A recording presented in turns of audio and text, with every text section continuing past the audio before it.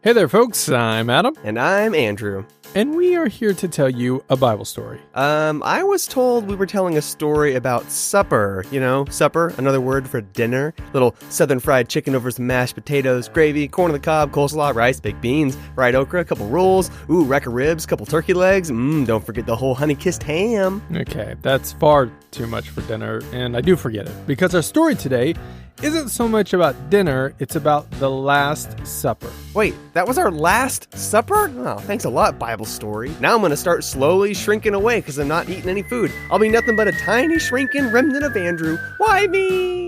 Two things. First, people don't shrink like that. Secondly, I'm talking about an event from the Bible called the Last Supper. And to talk about the Last Supper, we actually have to go all the way back to the time that Moses, a great hero from the Bible, walked the earth. What up, Mo? Nice beard, dude. During the time the Israelites were held in Egypt, God used Moses to bring about many plagues on the Egyptians, including an angel of death to come through Egypt and kill the firstborn from every household. Whoa. I thought you said that the Israelites were like God's people, and some of their kids died? Actually, Moses told the Israelites that if they would spread the blood of a pure lamb on their doorpost that night, the angel of death would pass over their homes. They'd be protected. Blood on the doorpost? Very hardcore. Ever since that day, Jewish people have celebrated the Passover. Sometimes they call it the Feast of Unleavened Bread. Wait, what? Unleavened bread? What? If bread is unleavened, that means it doesn't have yeast in it. Yeast is what makes the bread all big and puffy.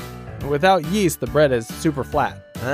Also known as flatbread, like a pizza. My personal favorite, half sausage, half liver. Okay, that's disgusting. Yeah, you're right. I'll cut the sausage. Now fast forward to Jesus' time. On the first day of the Feast of Unleavened Bread, the disciples found a place and prepared the Passover meal to honor how God had delivered the Israelites in Moses' time. Yep, there was Jesus and the disciples and me, Andrew. Okay, this is Bible times. You were not there. Bon appetit! Good Passover. Okay, that's disgusting. Actually, no one was being loud. The disciples were eating very quietly because they had a lot on their minds. They knew there were some people who wanted to kill Jesus. And Jesus knew what they were thinking. So he said something to totally put their minds at ease, like, hey guys, it's gonna be okay. Don't worry about little old me. Actually, Jesus said, I tell you the truth, one of you here will betray me. Psst. Hey, Adam. Why are you whispering? Who was it? You can tell me, okay? Was it this guy? Was it this guy? Oh no, was it me? I'm so sorry, Jesus. Andrew, why would you do such a thing? Okay, no, listen, it was Jesus' disciple Judas. Bum, bum. Secrets revealed. Nice knowing you, Judas. What happened next? Oh, I know. The disciples tied him up with the flatbreads and sent that Jesus betraying dude packing. Actually, no. The other disciples didn't really hear that it was Judas, so they didn't know.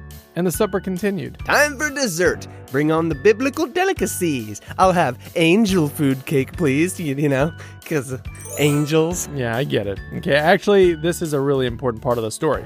After this moment, Jesus thanked God for the bread, and he shared it with his disciples.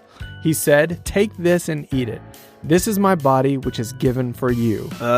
Gross. Jesus was giving them part of his body to eat? Like what part? Like his arm? I mean, I guess that'd be the least bad tasting part, maybe? Not his literal body. The bread was a representation of his body, which would be broken when he was to die on the cross. That makes a lot more sense. Glad you cleared that up for everybody. Then he took a cup, and he said, "This is my blood, which will be poured out for many people, so their sins may be forgiven." Okay, again, I'm hoping that this is the representation thing? Correct.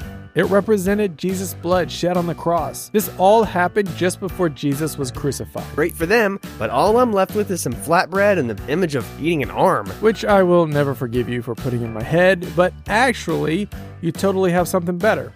Communion. Communion is what we do in remembrance of what Jesus did for us. We take a piece of bread or a cracker, and we remember God's broken body on the cross.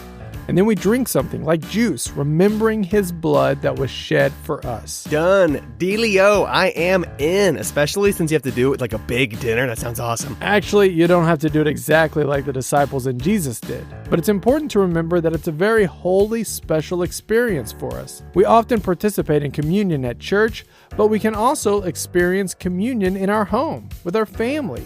Either way, it's very honoring to God. And it's pretty awesome for us to remember Jesus like that. Yeah, and now when anyone asks why you take communion, you can tell them the story of the Last Supper. And the invention of the flatbread pizza. Incorrect. Yeah, I figured. The end.